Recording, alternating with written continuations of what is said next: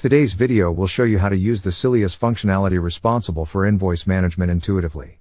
In the first step, click on the Invoices button on the left side under the Sales category.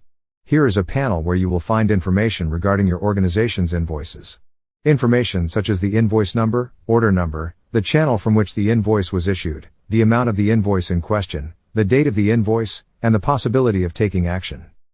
Using filters, you can manage your invoices faster and more efficiently. Thanks to the filters, you will get to the invoice you are interested in. Then, you need to enter the appropriate information in the various boxes.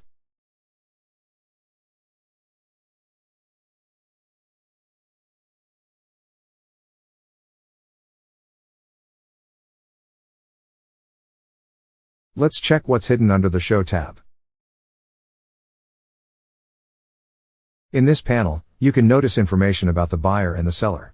You have an overview of the products that have been ordered and their listed price. In addition, you can download a given invoice or resend it.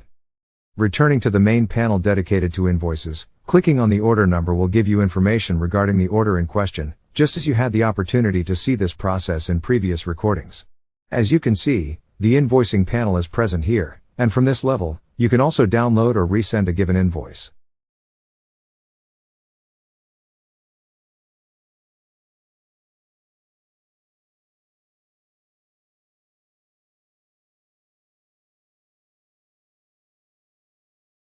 Go back to the main panel again, and select another order for a given invoice. In the upper right corner, you have three tabs: Order History, Mark Suspicious, and Refunds. Click Mark Suspicious to go to the panel.